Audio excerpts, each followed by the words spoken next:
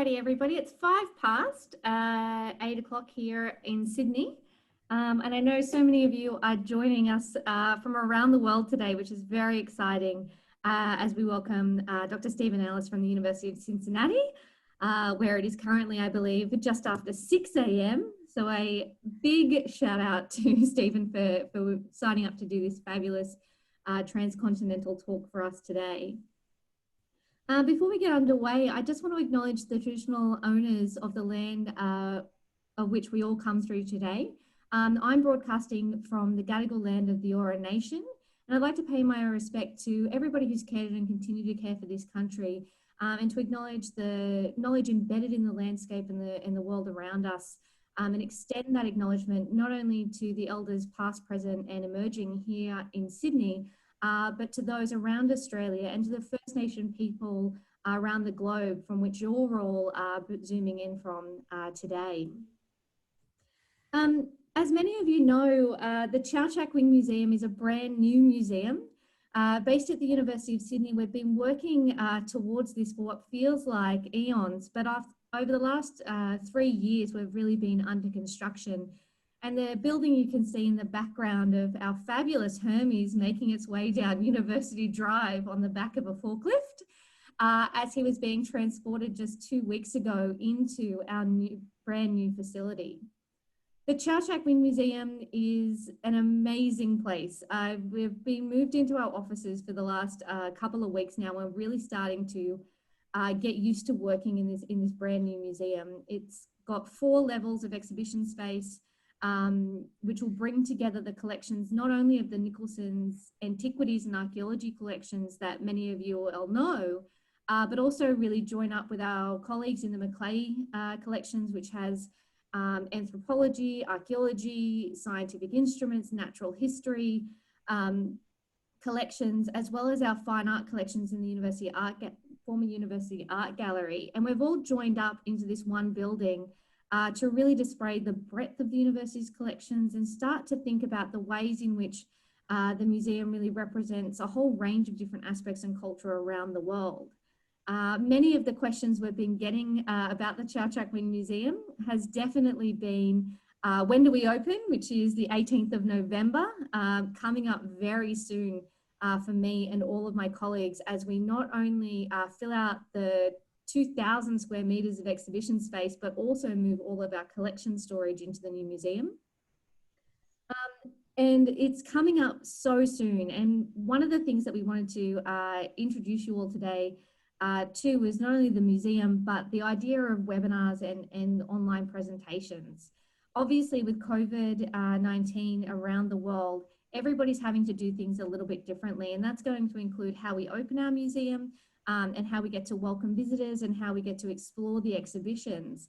But over the last 6 months, with so many webinars and online presentations, we're really thrilled that we're going to be able to hopefully transport the Chowchak Museum around the world as we go forth into this brave new future. So I hope that you all can join us for that journey. And we're so excited that to kick off our programming for the Chowchak Museum, we get to welcome back Dr. Steven Ellis, a longtime friend and supporter of the Nicholson Collection. Steven graduated in 2005 from the University of Sydney, and I, as a very lucky undergraduate just before Steven left the University of Sydney, was able to learn from you, and that was really a wonderful thing for my first year experience and got me hooked on archaeology and really helped me establish myself in the world. And so I'm so excited that we get to welcome Steven today. Since leaving the University of Sydney, he's done an amazing job at the University of Cincinnati, where Steve's an associate professor of classics and ancient history, and where he's been directing for the past several years. You can fix me on the time frame there, the Pompeii excavations. And the work that Steve and the team have done has uncovered so much about not just an area of Pompeii, but about Roman history, about Roman urbanization, about the Roman economy in ways that we never dreamed possible until this really fabulous project got underway. And then since Steven's been working in Pompeii, he's obviously worked around the Mediterranean in a variety of sites from east to west. but has also been co-directing projects at Isthmia in the Peloponnese in Greece, and has most recently started out directing the Tharros excavations in Sardinia. And that's what we're going to hear a lot more about tonight. And I must say, I think a few people in the chat have already mentioned the fact that they're teachers or students chiming in tonight. And one of the things that I'm really excited about for Steve's latest work is his latest book, The Roman Retail Revolution, which I think came out in 2018. And it's a really fabulous book. Teachers, I can't recommend it enough. It goes into not only the fabulous bars and tavernas and the archaeology of the area, but how that connects to the Roman economy and how that connects to the social world that was making these cities thrive in this period. And I think that's something that Steven's excavation's been able to bring to the study of Pompeii, and something that really ignites the passion and imagination, especially for high school students. So teachers, make sure you do get onto that one. So as I said at the very beginning, we're going to have the Q&A open throughout the chat. Craig and myself are going to monitor as we go. So if you do have questions for Steven, by all means pop them there, and we'll see how many we can get through this evening or this morning.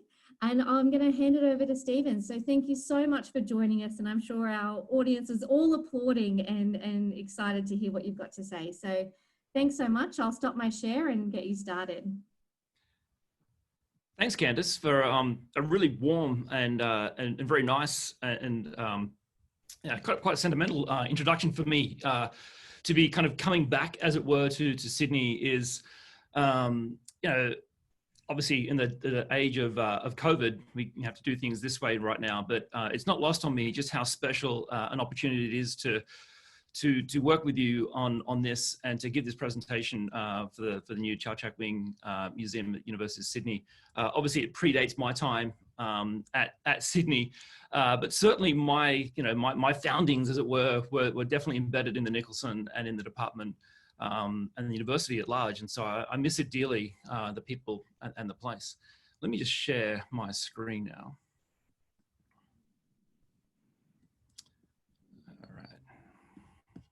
Perfect. You got it. How's that? Perfect. All right, great. So I just wanted to say that, you know, on the one hand, you know, the title of the talk is from Pompeii to Tharros, but it could also kind of be the title could be something like from Sydney to Cincinnati, because what I really want to talk about is in the beginning is kind of the founding of these projects, and the idea that what these two projects I'll be talking about tonight are really about kind of thinking through Roman urbanization. And so since leaving Sydney, I've been kind of especially interested in Roman cities, Roman urbanization, and in particular in trying to think through the kind of the social and the structural making of Roman cities. I'm especially interested in ideas of neighborhoods, communities, and kind of sub-elite spaces especially, and also retail landscapes. So I've been kind of working for you asked how many years, and I left Sydney in 2005. So essentially since then I've been working on Pompeii, and then in the last couple of years at Tharros in Sardinia.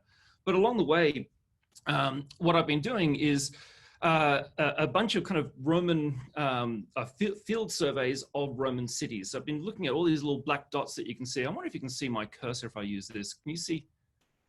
I'm not sure you can. Hope you can see it. Can you see my cursor now?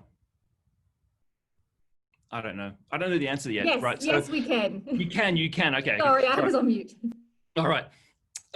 So I've been working on a bunch of urban field surveys of these sites that you see here in the Mediterranean that partly led to my book on the Roman Retail Revolution, which you mentioned earlier, but also sort of helped me to try to do something that I think is kind of important in Roman urban studies when you work in places like Pompeii, is to try to find ways to connect that which we are understanding and learning about a place like Pompeii with these other Roman cities. One thing we find with Pompeii is it's such an unusually destroyed site, and it has such an unusually abundant kind of source of information and of data that we too often get a little bit stuck in the mud with Pompeii alone. And so I think there's a lot of value in trying to sort of connect Pompeii to these other cities, irrespective of the similarities and differences. In fact, even because of those differences, I think make it a more interesting opportunity to look at the city of Pompeii. So I've been running around, being very fortunate to run around and look at all of these different cities. And as I say, mostly looking at the retail landscapes of them, and also trying to find ways to help me kind of contextualize my work. Along the way, I've been working on, I guess, a few different kinds of projects. And so I've been working on legacy data projects with like Eric Paler at UMass, and then Alison Emerson at Tulane in Greece at Izmir. So this picture down the bottom here, looking at a Greek sanctuary in the Roman period. Thanks to the kind efforts of Tim Gregory, who works there. I've been working on these, I say, these urban surveys, but then also on urban excavations. So in particular, the Pompeii project, which we'll talk about tonight, this morning, still 6 o'clock in the morning here, and the Tharros project in Sardinia. What I also want to say at the outset, it's really important for me to say this, is to acknowledge the role of the teams in these projects. When I sit here and present this work, and it's a really extraordinary privilege to be able to do the work in the first place, but to then be able to kind of normally, in a pre-COVID world, and hopefully a post-COVID world as well, to travel about the place and talk about the work. I want to be really, really clear that what I'll be talking about tonight is on the back of a lot of work of a lot of really great people. So both projects require large teams of some exceptionally talented people, and I'm very appreciative of the work that they all put in, we all do together. And I just want to acknowledge that the ideas that you'll hear tonight have been sort of worked out with a lot of these people. So the first project I want to talk about, and probably spend a bit more time on Pompeii, if only because we spent more years at Pompeii. And so one of the interesting experiences I've had is going from essentially one project to another. And so Pompeii, we started work here in 2005, and we stopped excavations here in 2012 so that we could publish. And so it's been since 2012 that we've been working on that big sort of rich publication process, and our first volume is literally within days. You could even say within hours of being submitted to our publisher. So that gives you an idea of the sort of the time frame that we're talking about here for a project of this size and scale. And so one of the interesting things will be to go from a project that they're sort of having seen through all of its phases and its periods effectively through to publication, and to then start a new project. So the Tharros project, as we'll see, is going to be a lot less to say about it, because we've really only had a couple of years of work there and only one season of excavations. But the Pompeii project, just to start here, what I wanted to do is to sort of ground us in where we are. We're working down in what we call the Porta Stabia neighborhood down here. If we want to look at, those of you who are familiar with Pompeii, here's the fortification. You can see my cursor around here. The fortification to give you an idea of the shape of the city. And we are working down in the south. So if I zoom in a little bit, we're working down here in near the so-called entertainment district. And what we've been doing since 2005 is excavating 2 town blocks. So this is quite a large area of multiple buildings. We have about 20 shop fronts here, about 10 or so building plots. And so a really extraordinary opportunity here to excavate, but also to think about how these different buildings in a neighborhood kind of developed over time with each other. So we're looking here at ideas of neighborhood. We're looking here at ideas of what is a sub-elite neighborhood. There are no what we would attribute as kind of elite buildings in this part of Pompeii. This is not the coffee table book Pompeii that most of us are familiar with. This is really rather a different kind of take on Pompeii. So it was an opportunity for us to get at a sub-elite neighborhood, and as I say, to look at not just a single building, and certainly not a single large elite building, but to look at sort of a group of neighboring buildings, and to see how one building, as I say, developed over time along with its neighbors, and see if there's any kind of differences there. And we'll see how effective those results have been. So to that end, what we've done is, as I say, excavations. We've just to go through this very, very quickly, we've excavated all those different buildings, not the entire space. We intentionally excavated kind of just enough of each space to be able to develop a story. So to dig down, those who are less familiar with the Pompeian excavations, we started with the 79 AD layer that was destroyed and that was exposed over the last 100 to 200 years. And then we dug down through those layers to understand essentially how the city got to the shape that it was in when it was destroyed in 79 AD.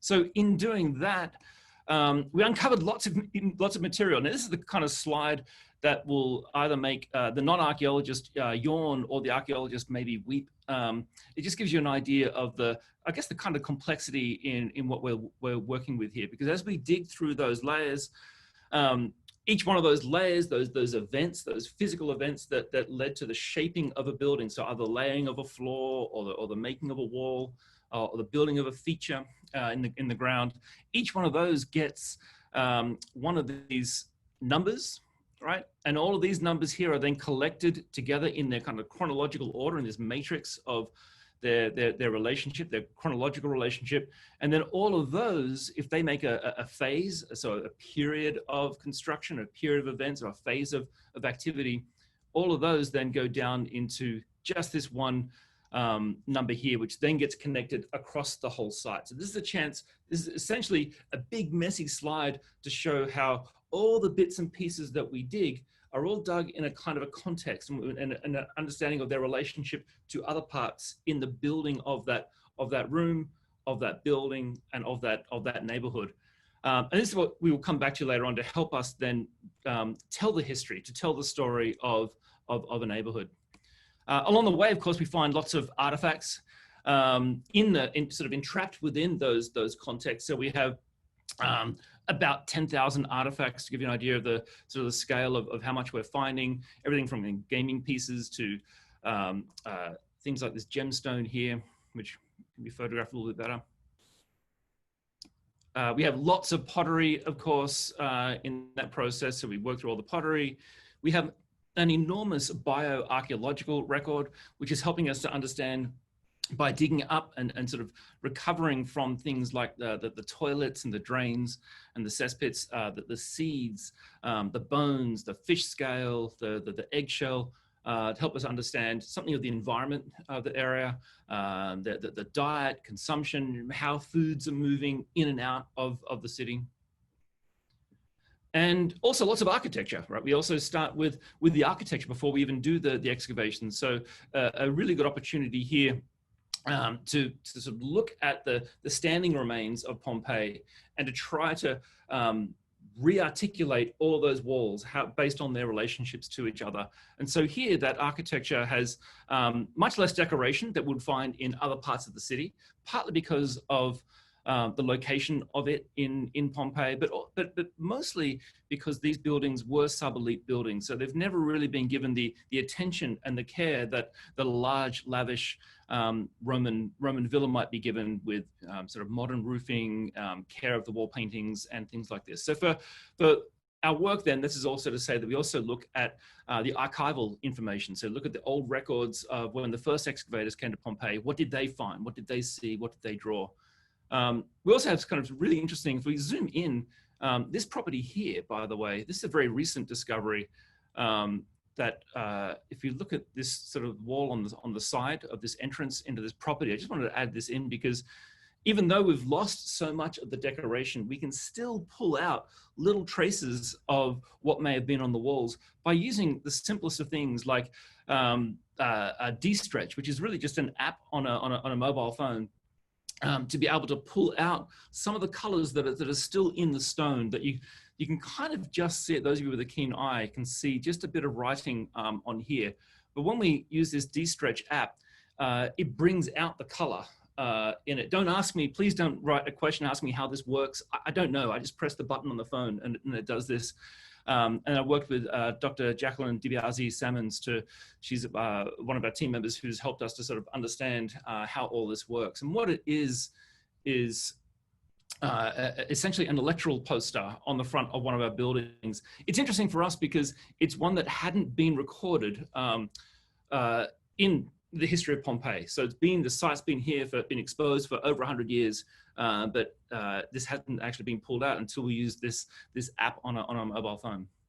So it's an electoral poster. It's essentially asking you to elect Cuspius Pansa as aedile, as a sort of an official of the city. So all this is to say that we have, in these excavations, we have an abundance of information, and at a glance, we have a large area, 4,500 square meters, lots of architecture, lots of buildings, lots of contextual data, and lots of artifacts. The point here is not so much to flag the amount of data as an achievement in and of itself. To be sure, it's becoming kind of easier and easier these days in archaeology and fieldwork archaeology to be able to collect more and more data, and even to find better ways to some degree to manage that data. I think the important challenge here is to think about how we work with that data.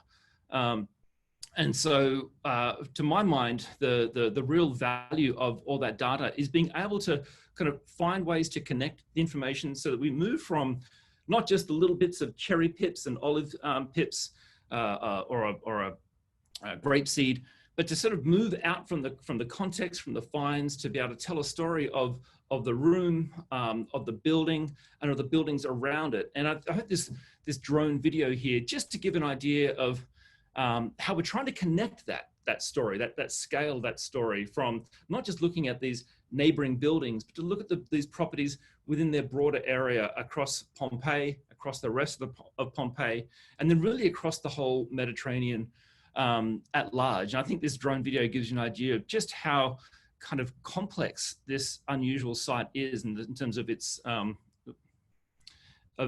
scale. It will pop up here.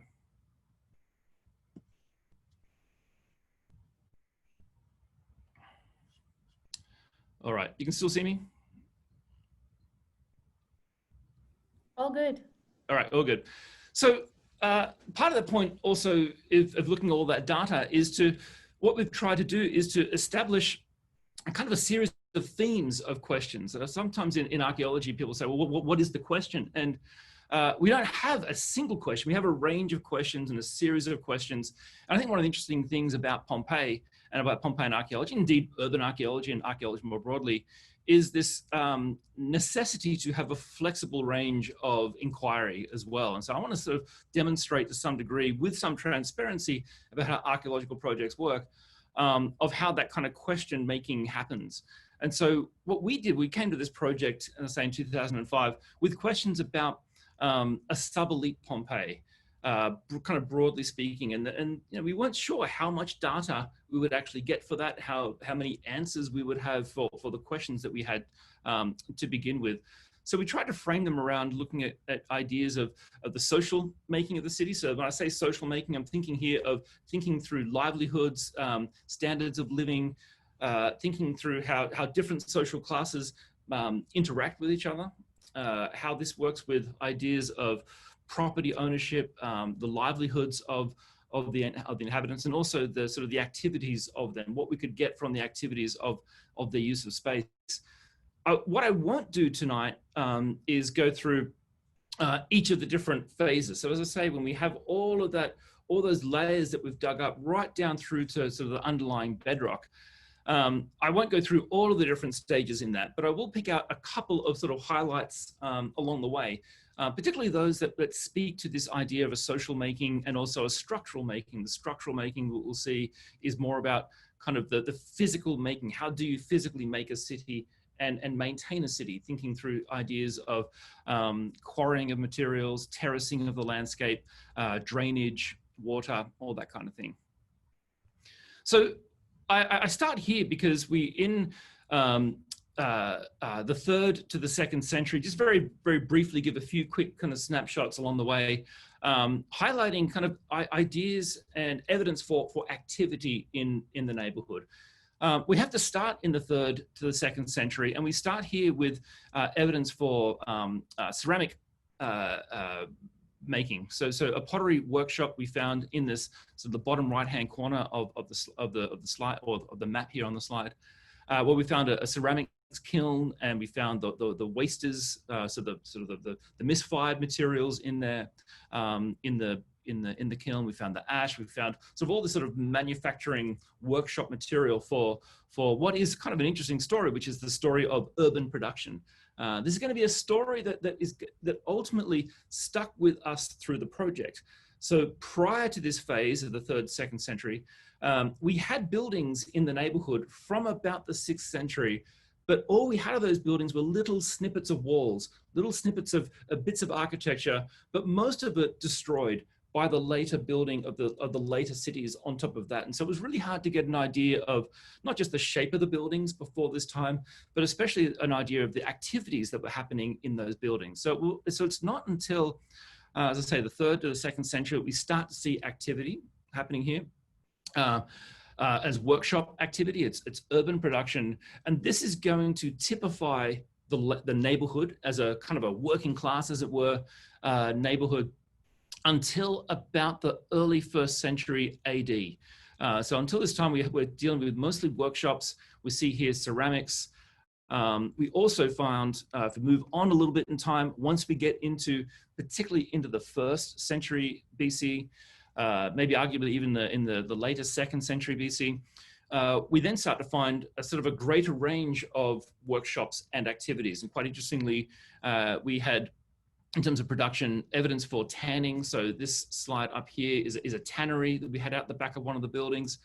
And we also found really interesting evidence and really new evidence for fish salting in the neighborhood as well. So the other slide down the bottom right here shows you that we had about up to eight or so fish salting vats. These were these kinds of vats here underground that were used for the salting of excess kind of catches of fish at a time, and used to salt the fish, to preserve the fish, but also to help them to make fish products. So some of you might have heard of products like garum, which is this famous Roman fish sauce. So this is the kinds of things that they're producing in the area.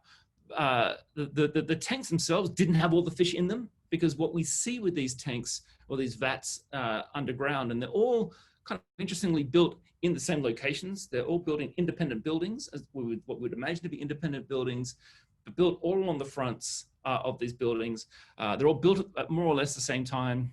And they also go away at the same time. That's kind of one of the interesting things, is not just the construction of different kinds of activities across the neighborhood, but also when we see the abandonment of those activities is a kind of an interesting key for kind of social change as well. So what we had here was in the early 1st century, we find that they started to bury in these vats, these tanks, with new floors, put new floors in, and then replaced what had been an area of productivity, production of fish sources, and replace them with things like this bar counters, so shop counters along the front of these properties. So we're seeing a change here from essentially from production, from workshops to shops, from manufacturing from manufacturers to merchants. So it's a big kind of social change that happens at Pompeii at about the same time. We do find, interestingly enough, some really interesting, the archaeologists in the audience. I know I have a very kind of wide audience tonight, so I'm trying to sort of cover a few bases here, but these are these really interesting, what we call these Soakaways, that are these kind of reused ceramic amphorae that were punctured with holes, put into the ground, almost always associated with these fish salting vats. And it's here that they threw their waste in. So we're able to dig through that waste and to learn a bit more about that process. Even a nice little sort of fishing sinker in the shape of one of these urns, one of these amphorae. That just gives you an idea of how that process worked, of burying these in the ground and pouring in the waste, so that the kind of the smellier waste would then seep down into the volcanic soils underground. But these all, interestingly, as I say, go away at about the same time. And what we found was that we had to kind of build in this kind of constellation of evidence. So when we excavate the fronts of these properties, and we found the sort of the same kinds of vats all along the fronts of them, it wasn't enough to tell a story, to weave together a story. We had to find those Soakaways to build that in. We had to find the material that came from the vats and from those waste Soakaways as well. And we had to kind of connect it to a bigger Roman history. And that was, I think, the most enjoyable part of this part of the project, was to, as I say, to kind of use this constellation of evidence to sort of, kind of a dot to dot kind of drawing of an idea of how that what we are seeing here is a kind of a localized Pompeian response to what were other broader economic developments, because it was at that time that we see in the Roman world a real emphasis on the mass production of fish salted products. And so our friends here in this Porta Stabia neighborhood are working on a much smaller scale, on a kind of a cottage scale industry, and they're simply not able to, or not willing to, compete with that influx, that flooded market of what was then Spanish, particularly Spanish North African fish sources that were coming into Italy at that time. So it's an interesting chance to not just find a vat in the ground, but to build out from that into a bigger, more interesting reading of that story.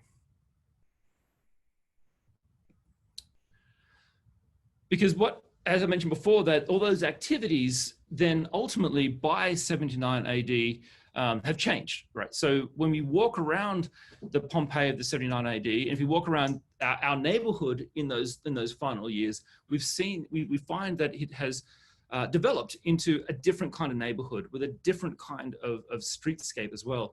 Gone are the ceramics workshops, the tanneries which were out the back of the buildings, the fish salting workshops in the front, all the sights and the sounds and the smells of manufacturing and production. And in its place are now the sights and the sounds and the smells of retail, of a retail market. So we're talking about bars and shops replacing workshops and factories, small scale factories, to produce a sort of a schematic map like this, which gives you an idea of those shops, of the retail, and the idea that the neighborhood is now dominated very much by retail and hospitality. What that also gave us a chance to do was to look at, again, trying to think about the social making of the city, was to not just think about the structures that were involved and how we could read ideas into the sizes of buildings, the types of rooms you might have in buildings, or the physical activities that we can see through things like vats and tanks and ceramic kilns and things. But to get into the nitty gritty, to get into the drains, the toilets, is a toilet up the back here. This is the gold mine of our excavations, to get into these cesspits, to find all these tiniest little things here, the cereal weeds, the olives, the cherries, mulberries, coriander, and to get an idea of, at once, kind of a diet, as I mentioned before, to try to get an idea of what they're eating. Where is the food coming in from? Is it local? Is it imported? And can we actually kind of see any kind of socioeconomic differentiation? And that was something we tried to do from the very start, was to, if we're going to excavate a neighborhood, can we identify differences between one neighbor and the next? Are they eating different foods? And on the one hand, we had a little bit of an answer in that. We had, for example, if we move forward here, I should actually say, here we have University of Queensland's own Andy Fairbairn up here working on this material, on the organic material. So we have, for example, we started to see an idea of differentiation, and that was a little bit opportunistic for us, because we were finding, for example, that there were two restaurants here that had kitchens with drains coming out of them. One of them, the one down the bottom here, had kind of a much more localized diet, a fairly minimal range of foods, of the types of meats, the age of the meats, the cuts of the meats, and the variety of the fruits and the vegetables and the cereals and the nuts and things like that. But there's other property in the middle, which also was an interesting property for us, because structurally what we saw was a far greater kind of dynamism in its architecture. It tended to grow bigger and more and gobble up more of its neighbors' spaces over time. than had other properties in the neighborhood. And here we saw from its menu, if we could check the menu, a far greater variety of all of the foods that we were looking at, but also really interesting signs of flavor as well. It was in here that we found a large collection of peppercorns, which is a very unusual find and a difficult find to get in Roman excavations. So we found a big collection of peppercorns, examples of sesame, coriander, cumin. So ideas of flavorings that are flavoring the food. Also dormice in this neighborhood. And so we started to think, well, can we actually effectively get a difference between one property and another? And on the one hand, we saw a little bit of this between these two properties, but on the other hand, we also noticed that that there's also things like eggshell, particularly chicken eggs, is really widely distributed. So our environmental team is really kind of now thinking about the diet more broadly across this neighborhood as being quite high in terms of nutrition and health, particularly through the distribution of things like eggshell and chicken.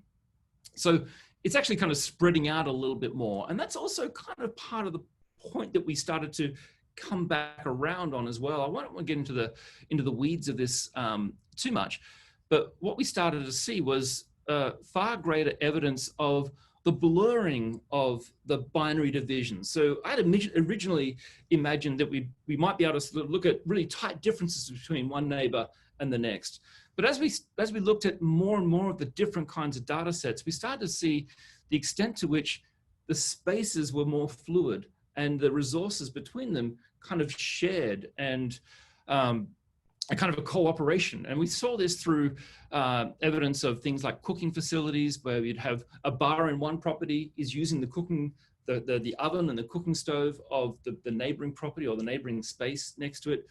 We see it with the storage of, again, say we have a bar and they're storing all of their wine amphorae in the room of a neighboring building, or the roof, or the upper floor of another building next to it.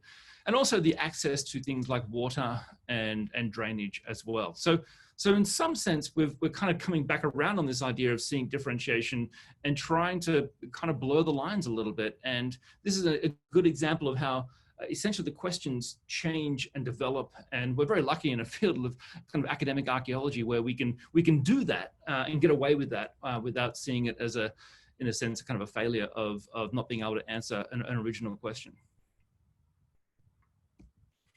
In terms of the contextual framework that I mentioned before, when I speak about contextual frameworks, what I'm really talking about here is the kind of the micro context and the macro context as well. So context is one of these very slippery words in archaeology.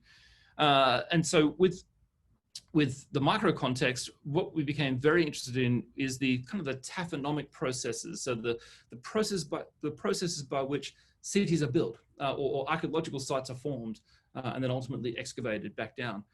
And so Pompeii is a bit of a kind of an unusual site in that sense, because it mostly has, if we break down, I should say, if we break down all those, remember we saw that matrix of all those different numbers and all those different bits that we dig through of a site that make up the site. If we break them down into their most kind of constituent parts, we discover that all the volumetric material that we dig up at Pompeii is effectively there for the making of the city, right? So in normal sites, as we'll see with a place like Tharros that isn't destroyed by a volcanic eruption kind of overnight, as it were, you have the same construction deposits. Then you have very thin amount of volumetric material that relates to the use of the space. So the occupation context, so the fills and drains, cesspits and things like that. And then you have another very large deposit, which is the abandonment context. So these are these three basic different contexts. And Pompeii is a little bit unusual to these other sites because it really has mostly just construction and very little else. We can get at the occupation context, as we've seen with the food waste in different areas, but mostly what we're digging through is construction material. This is not to say this material can't tell as interesting a story as the food context that comes from things like drains and toilets. But what we get here is a different kind of story that we can tell. And it's mostly a story about recycling of materials and the creation and use and reuse of waste that goes into the building. So what we find is with these artifacts, whether we're finding a dice or coins or pieces of architectural terracotta, what this kind of attempt to understand why things are where we find them and when we find them is really about trying to think through how can we reinterrogate the artifactual record, because what had been happening in Pompeian archaeology and in sort of broader Mediterranean and indeed in global archaeology is that though these most fundamental ideas of archaeological stratigraphy and how sites are formed were sort of codified in the early 1970s, people like Michael Schiffer and others. What had happened sort of in more recent years is that we'd lost sight of that. And so we end up finding archaeological sites where when we find these objects are then immediately attributed to the space or the building in which we find them. They're not attributed to the context. So the kinds of fills that go into making the space, whether it's a shop or a house or a temple. And these finds here, I think, give a good account of this. I show these coins because the coins gave us a really interesting measure of the use of space, because we found them in kind of interestingly enough, we found most of our coins were found in the shop fronts along the street. And so there was immediate kind of a association, even by ourselves, of these coins to shopping activities. But the reality was these coins weren't associated at all with the activity, but mostly with the making of the shops. These were found in the imported fills that come in huge volumes into making the space. And so this little graph down the bottom right is just an idea that what we were instead seeing was not a distribution of coins to the space of where we found them, but rather over time. They were all put in at the time that all these shops were being built. So we find this as I said, this graph on the bottom right gives an idea that the patterns were really chronological more than spatial when we dig up this kind of stuff.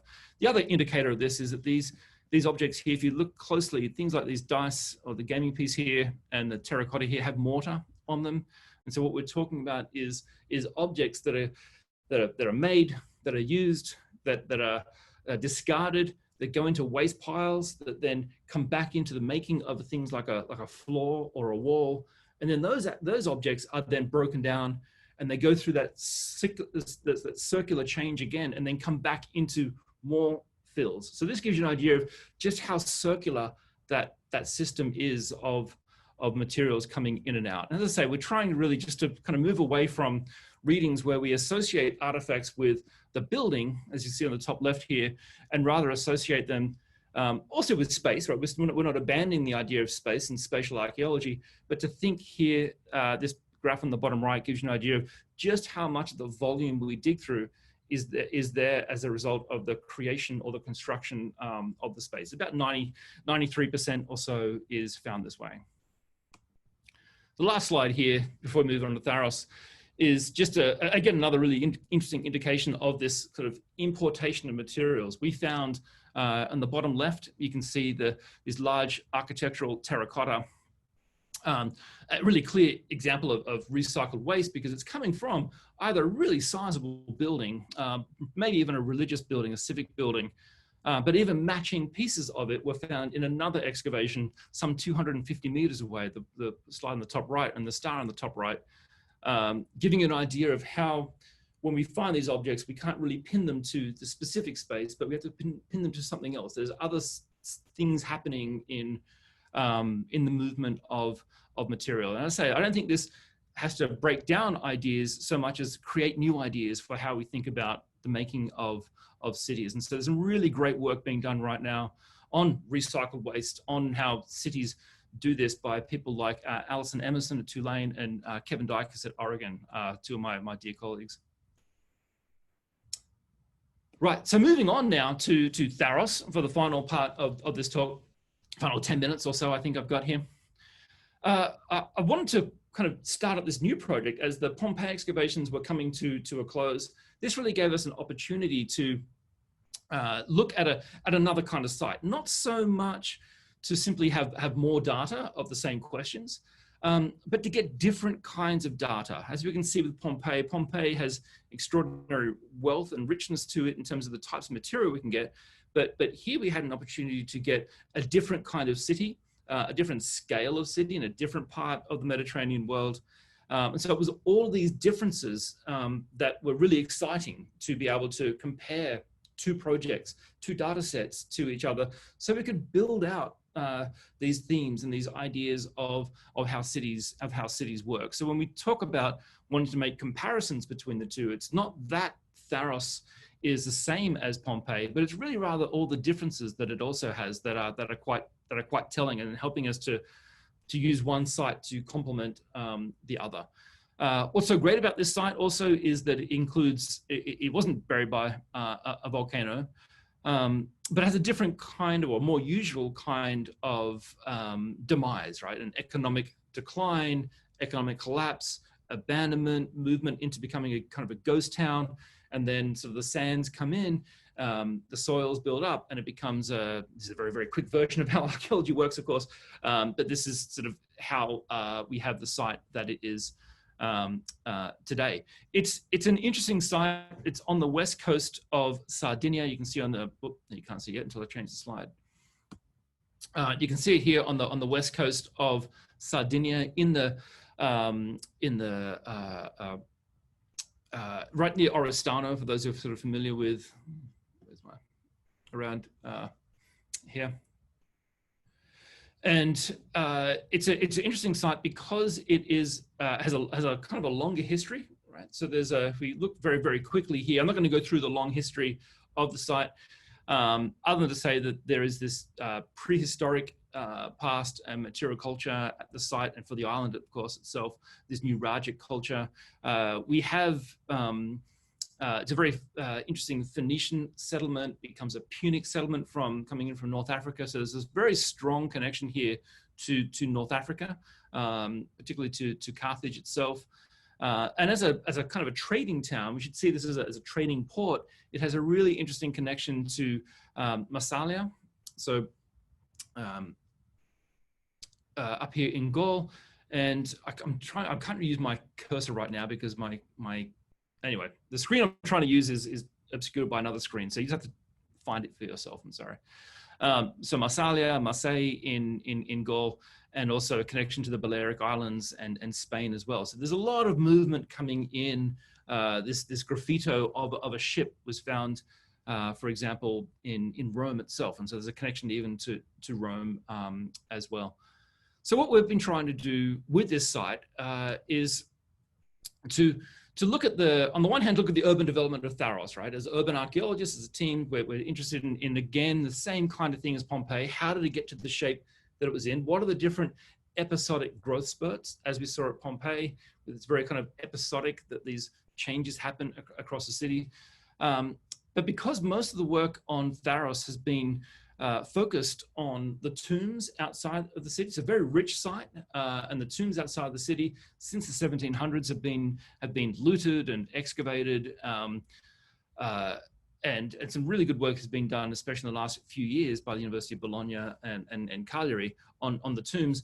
Well, we thought we could find an opportunity to complement their work and to contribute to the site was to look at the urban remains of the city, and to then, as I say, to try to connect it back into what we're doing in Pompeii.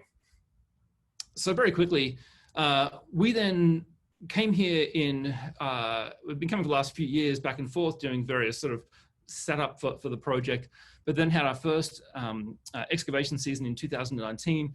We, of course, sadly missed our 2020 excavation season.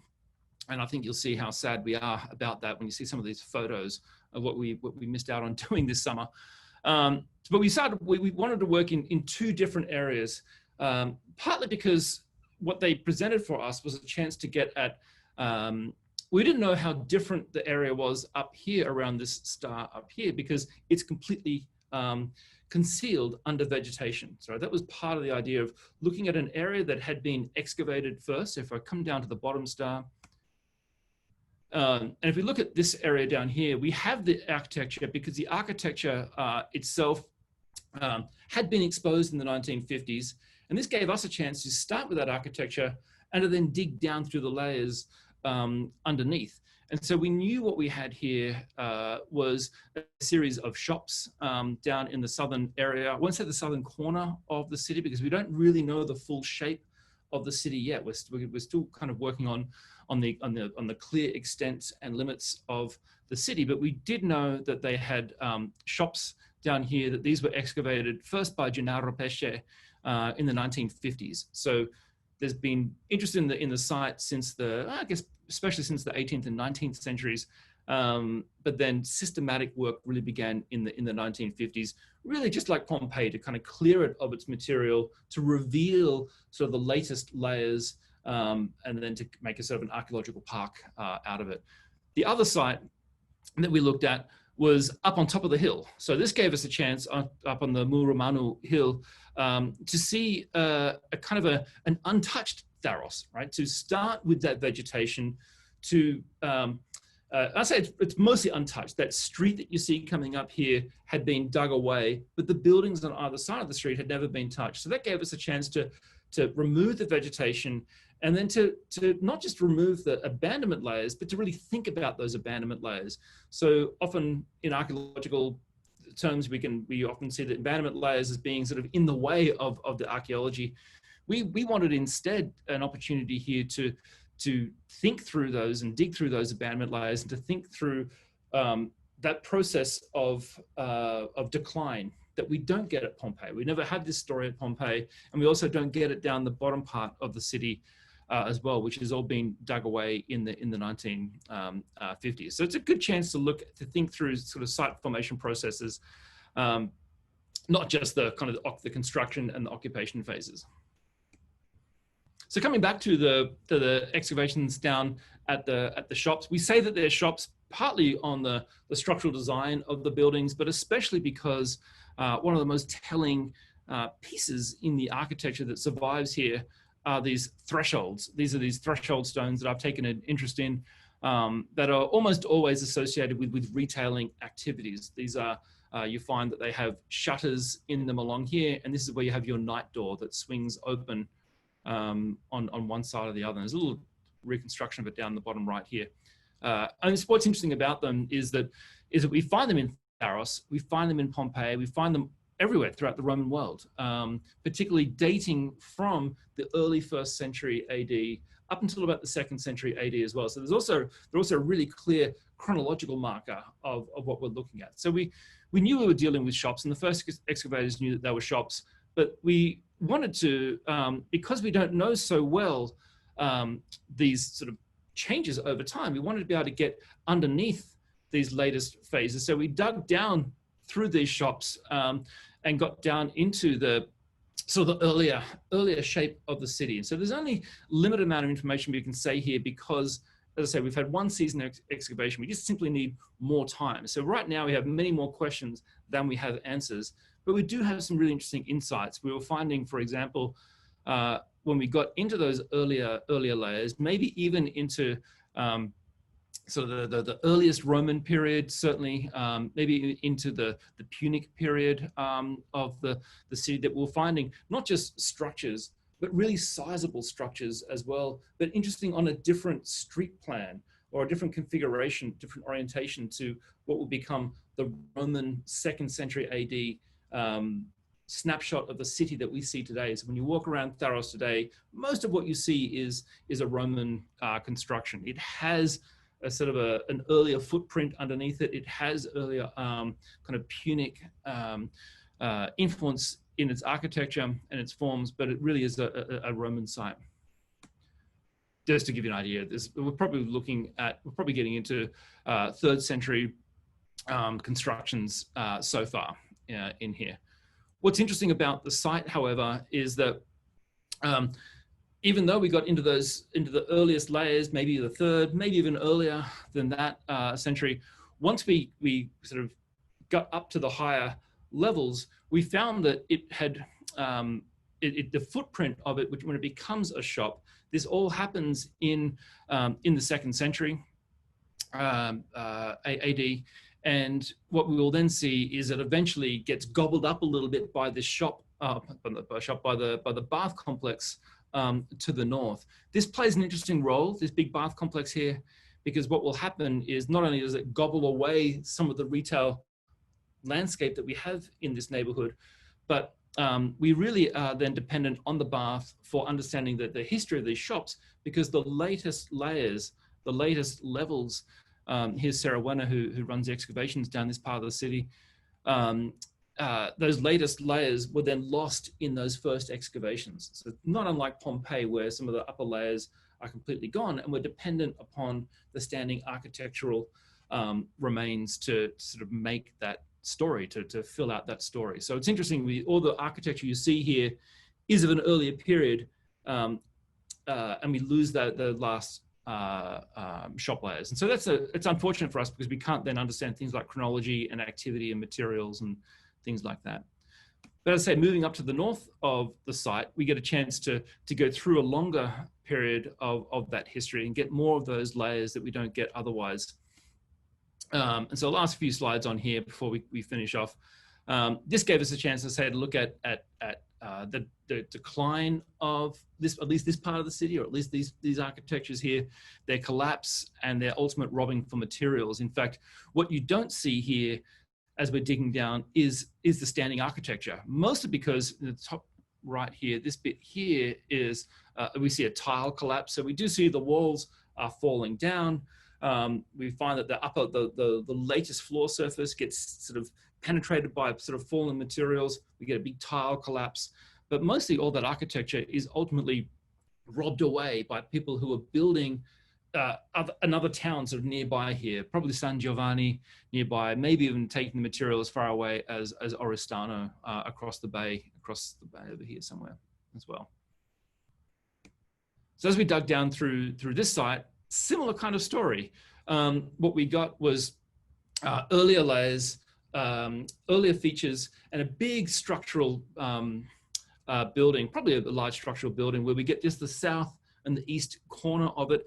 So to say, it's early days for us, but it's an interesting sign, because that structural building, this bit here that comes down, interestingly enough, it's aligned with the later architecture, but it runs across what will become the later street. So we're talking about a different shaped city. So as we're trying to understand the formation of the city, these kinds of clues to what kind of a city and the changes that happen to it over time are interesting.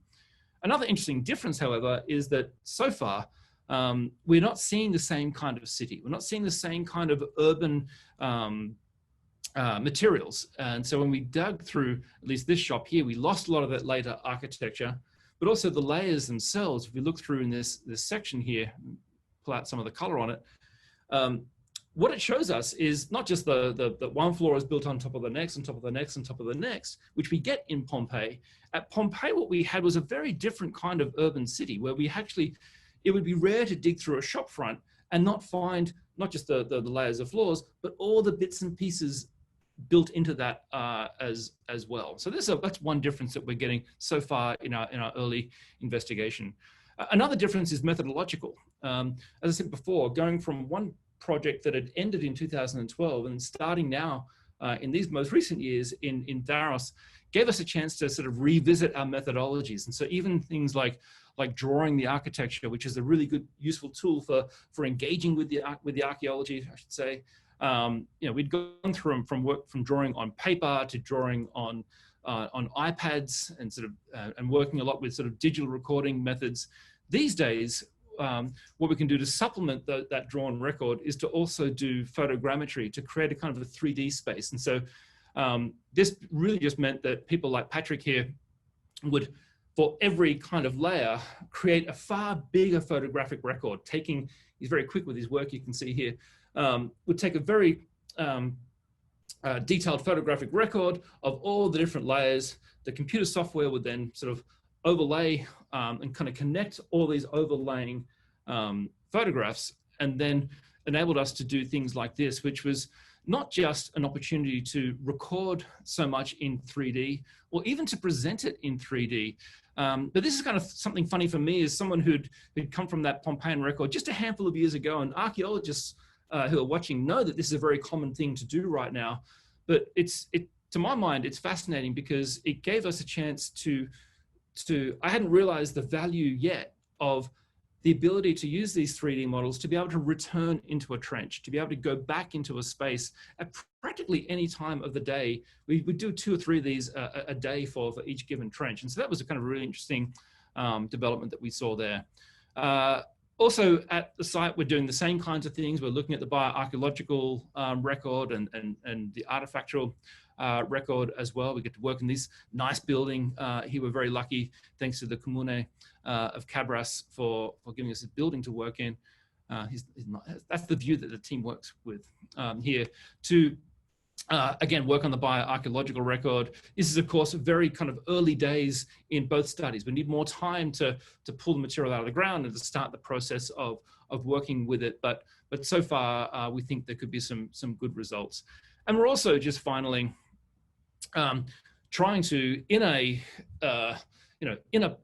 pre-COVID world, and we hope as soon as possible in a post-COVID world, to engage with people on the site as well. So having sort of outreach programs, whether it's on site, whether it's here at Cincinnati or in our other home institutions associated with the project, to sort of talk with other teams, with tourists, with kids here, you can see on the right-hand side, and to sort of bring this story of Tharros, bring awareness of it connected to Pompeii, to a bigger audience, so that we can not just help them to understand what we're doing, but so that we can have a true dialogue with how, and that's the best archaeology always works that way, where you can actually be influenced by the questions, influenced by the feedback. And that's something that I hope to come out of today as well. And so I really do appreciate your interest, everyone, whether you got up at 6 a.m. like me. I don't think there's many people on here who got up at 6 a.m. like me, or whether you've stayed late in the day to watch this at 8 p.m. I should say again that it's a real privilege to be able to,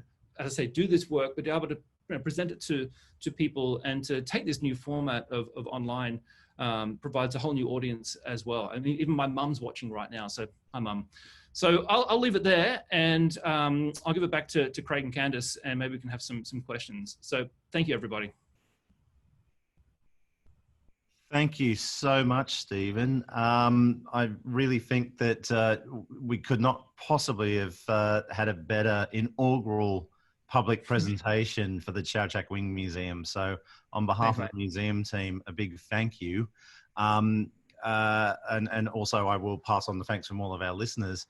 I'm just going to do a very quick vote of thanks, and then we'll open it for questions through the Q&A session as well. There's been a couple of questions come up during the presentation that I've been taking notes on. We'll get through as many of those as we can, but if anyone does have any questions, please put one in. But I think we've just proved why Stephen is Sydney's best export since In Excess in terms of global success. Sorry, I shouldn't tease. I've known Stephen for more than 25 years, which we were only 4 when we met, wasn't it? But Yep. You had far more hair back then, actually, by the way. We had different color hair, that's for sure. But and I think that as you've demonstrated today, what a remarkable contribution both of these projects have been making to a broader understanding of Roman urban life, and contextualizing it as well. I know you're very modest, but the teams that you've worked on for both projects have really punched well above their weight. And I think, just as an observation, of course, that, and particularly given that we've got so many school students and teachers that are listening tonight, that it's very easy to fall into the trap of the popular perception that Pompeii can tell us everything we need to know about Roman society and Roman daily life, which of course is not the case. That there are so many complexities in terms of the modeling and local variations. And so the fact that you can compare the 2 projects together, I think is really a big lesson for all of us. As I'm sure many of our listeners and viewers tonight are aware, that Sydney University is making a modest but significant contribution towards Roman archaeology through projects in Cyprus, in Serbia, and Jordan, and other places. But it's really been an exciting couple of decades in terms of the reappraisal of Pompeii and also the reappraisal of broader understanding of Roman urban life. So thank you for shining a light on the work that you've been doing. Obviously, because we're going to have some questions, if anyone does need to log off for dinner or bed or whatever, on behalf of the museum, I'd like to say thank you very much for joining us tonight. We are in the process of planning a few other online digital talks prior to the museum opening, and then a few more digital and hybrid events after the museum opens to the public on the 18th of November. Follow our social media accounts on Instagram, Facebook, and Twitter to keep up to date with those. But you are most welcome to participate with those forthcoming talks. I've also been asked to remind or to let everyone know that the 16th of September is hashtag Ask a Curator Day internationally. So many of my colleagues at the museum will be online and willing to ask and answer any questions about the museum. As you heard at the introduction, the museum progress is going incredibly well. I'm actually in it at the moment. Unfortunately, I can only show you the filing cabinets, but the museum proper is growing and filling rapidly, and we cannot wait to share it with everybody. So Steve, if you're okay, I know you really probably should have a coffee at the moment to get the heart started. It's just come up, I've seen, so I'm ready for it now. But let me go through a couple of the questions that have come through. And again, just to say that if anyone is still online and would like to add a question to the mix, please do so. But one that I saw was from Arnica, which was what is the importance of these new findings in terms of Pompeii for future understanding of Pompeii and a broader understanding of the ancient world? How is this new information significant to us living in the modern world? Ooh, good question. I think there's a whole different ways to kind of answer that. So I'll try to give a sort of a briefer version of that. But I think it's significant to Pompeii and to the Roman world because it gives us a chance to look at, as I said, this different fabric of the city. I think we've known that Pompeii is one of the best known sites in the archaeological world because of all the interest in it, based on the captivation of its story and of its remains that you can walk through. But a lot of the focus has then been on a different kind of lens through which we look at Pompeii. So of course, an elitist kind of lens, looking at the largest, most lavishly, handsomely decorated houses. So hopefully this gives us a chance to look at and think through and to start to ask newer questions on a different kind of Roman urban fabric. So it's not just excavations of a sub-elite neighborhood, but I think we're also seeing now, studies of things like shops, Eric Paler's studies of things like streets. We've got Alison Emerson study of the tombs outside and the sort of the waste infrastructures. Kevin Dyke is working on recycling of materials as well. And so I think what we're seeing now is a kind of a revolution in the types of things at Pompeii that have typically been overlooked. And I think the opportunity here is to recognize that these elements are not just everyday life elements.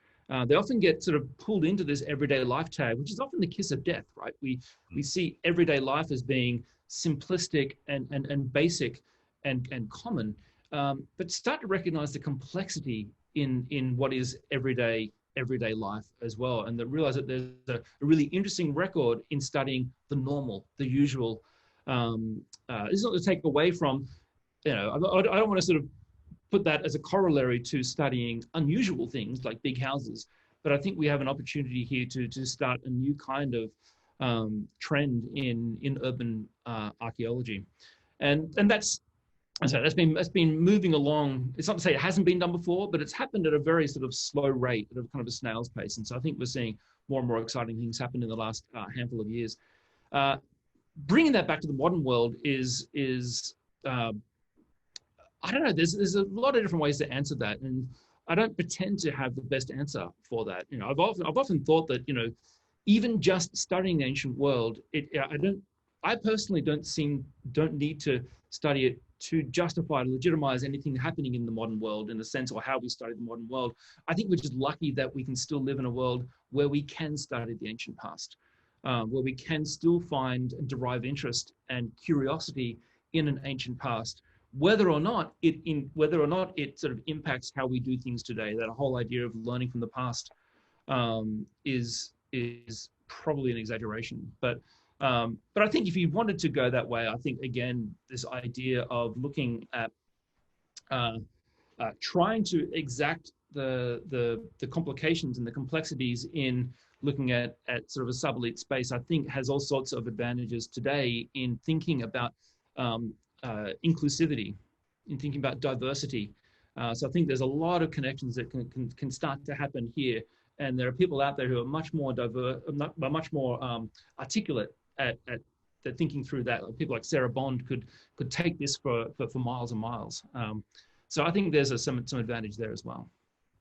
Thank you. Both Melissa and Elizabeth have very similar questions, and I know that they will be inspired by those aerial photos of Tharros. But the question about how can students and others in a post-COVID world actually join the team on site? How can I join the team on site? We're talking post-COVID, of course, here. Yeah, post-COVID world. So both projects, in particular the Tharros one, are a bit unusual in Mediterranean archaeology in that we don't actually run field schools with them. So where we have this unusual funding structure here at Cincinnati, which means that we don't have a field school, but we do bring in people onto the project. And so the pros and cons there are that the opportunities are really rich once you're there with a project like this, particularly financially, not rich financially, right? But you're not spending on field school fees to come and work with us on the one hand, but on the other hand, it also limits and makes those opportunities a bit more competitive. So, but I will say I'm absolutely always interested in hearing from interesting people who can bring interesting perspectives to the project. So there are opportunities for sure. Either on Tharros, which is of course a different, beginning at a different stage of a project, and Pompeii.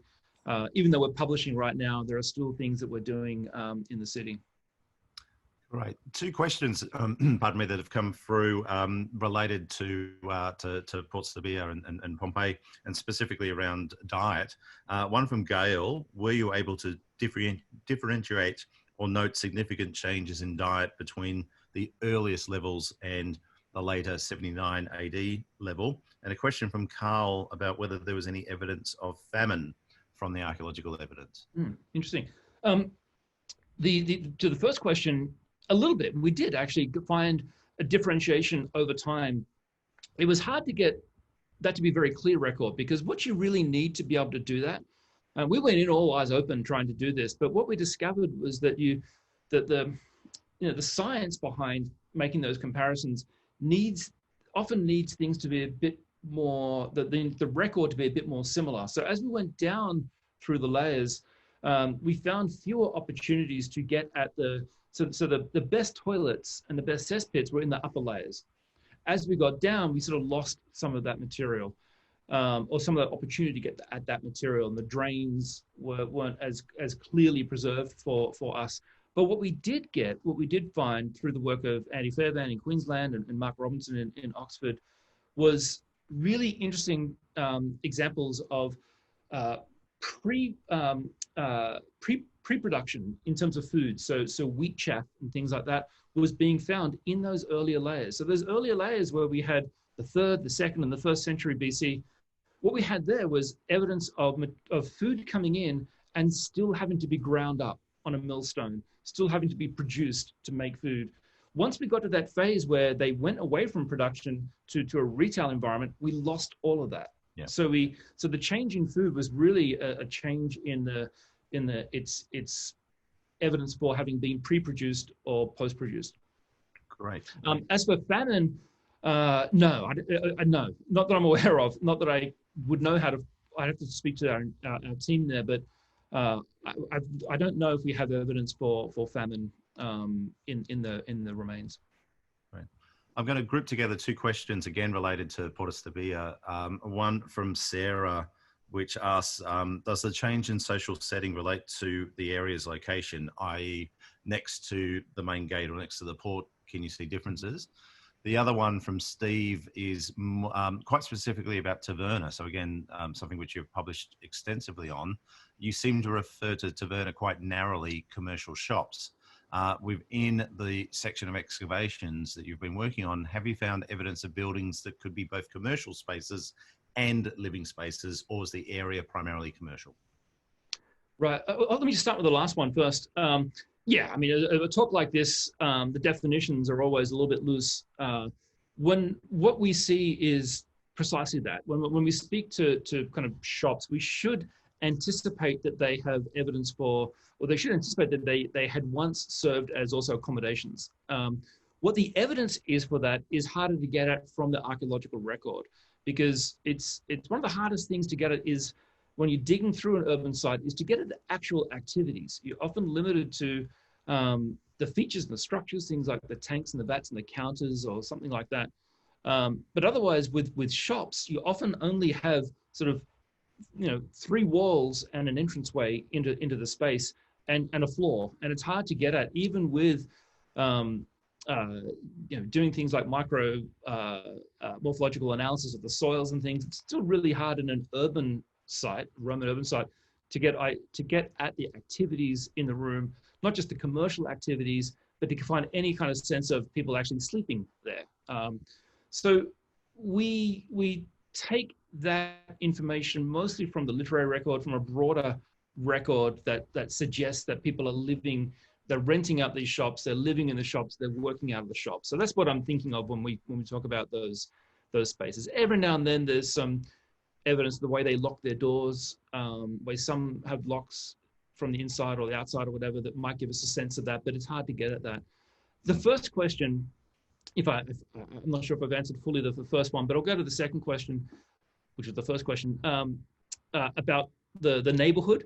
Again, I have a hard time understanding whether the location of the Porta Stabia neighborhood right at the gate is sort of impacts that retail environment, or that hospitality environment. I mean, on the one hand, yes, we do have inns, what look to be like inns and stables here, and we get more of those towards the gates, and we have some of them down here, and Eric Paler's been working a lot on that for our publication.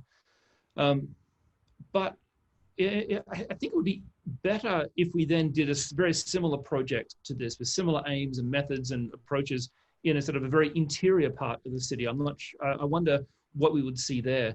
But the reality is, all across the city, we see shops and bars and restaurants about the place. So I don't think we have the kind of record that helps us to understand with precision precisely how that gate impacts on those shops. Thank you, Steve. Look, a couple of questions about Tharros that I'll link together, and then that might be the final question unless there's another comes through while you're answering. So firstly, Histrian, apologies if I've mispronounced your name. Do we know where the building material, especially the footpath stones at Tharros, originated from? Yeah, we do. They're all local.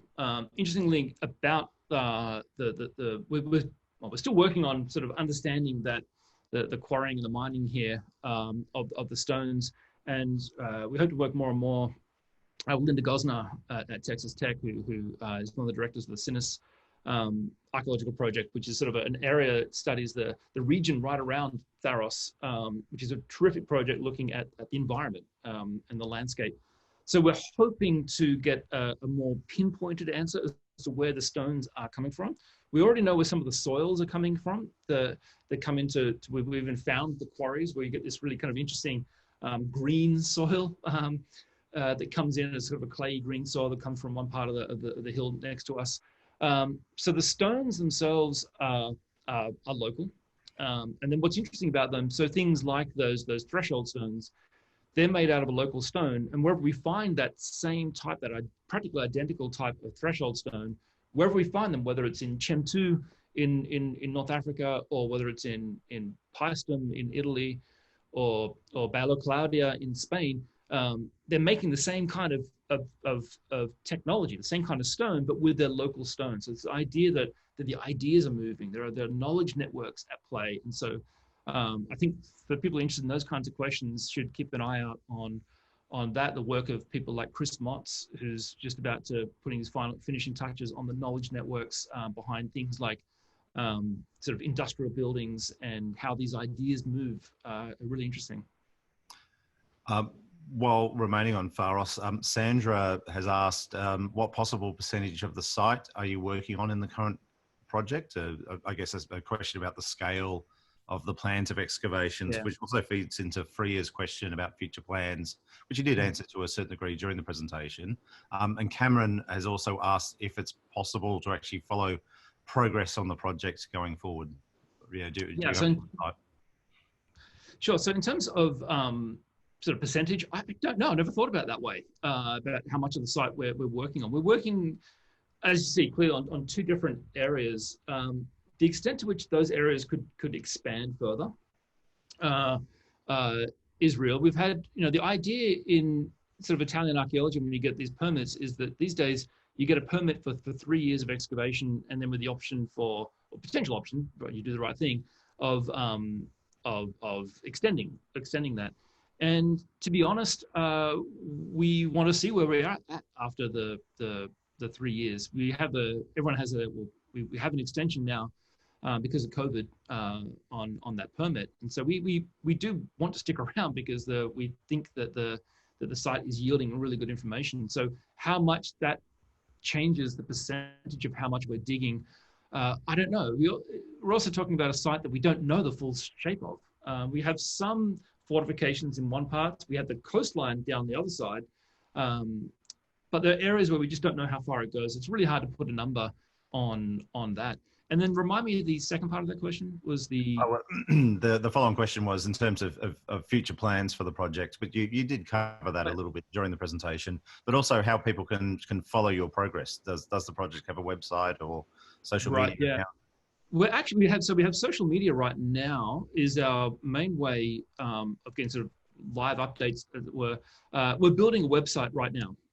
That was sort of a COVID project, summer project to get that, and that's close to being uploaded. So through our, if I can share the screen once more. We can, wait, where did it go?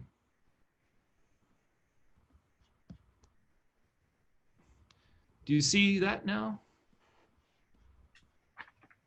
Yep, down on the... Okay, yeah, so down the bottom left are the social media handles basically for both projects. So you can follow things that way, and we'll post, as soon as that website's up, it's close to being done, we'll make that clear. These days, I think with the websites, it's important to have a sort of that portal into the project, but also the social media makes it easier as well. Thank you. Now, there's a couple of other websites, but we are going to run out of time. So if you don't mind, I will suggest that people contact you via Twitter or email if they have any others. The final question that I would like to ask is from Stacey, and it's a broader one, but I think a kind of a nice way to sort of contextualize what you've been talking about this evening in terms of broader understanding of daily life. In 2,000 years' time, Stacey asks, what artifacts do you think archaeologists will find to interpret our life and our daily habits? Oh, I think I'm going to find, it's an interesting question. I think about this a bit with the whole digital revolution, of course. And I think we're going to probably see a weird kind of slowing down of sort of the material record that we have associated with ourselves because of that digital, our digital assistant. So I get interested in that. I've been reading a lot lately about sort of the golden age too, just to kind of expand that question out a little bit, or the answer out a little bit, into the kinds of inventions that were happening in the world in that kind of the late 19th century, where there was so much progress that was physical, right? So right now, all of our progress is often sort of in cyberspace, right? It's all in the digital realm, and we don't always have a strong material record of that. So in terms of archaeologically speaking, I guess archaeologists will dig up the digital world, right, in that way. So they won't be looking for the same kinds of things that we're looking for now. We're looking for a material past in the past because that's what they have, and that's our measure of change. So if they're looking for our own material past, they're probably going to see an odd slowing down there of things. But they'll probably adapt and try to dig up our digital past. So that sounds horrifying when I think about it now. But I think Amazon's already doing it, Steve. Oh, but yeah, maybe it might already be happening. But yeah, I think that's what's going to be. Well, there's the future of archaeology, right? Digital espionage. What a great way to end. Thank you so much to our viewers tonight. Thank you for some wonderful, wonderful questions. I'm hoping that in a post-crazy world that we can get you back to Sydney in person to give us an update on progress. I wish you success in future seasons in a post-COVID world. On a personal level, I look forward to having a beer with you again at some point in the same time zone. But otherwise, thank you very much, Stephen, on behalf of all of us in Sydney and around the globe. Thank you both, and thank you, everybody. I really appreciate it. Thank you very much.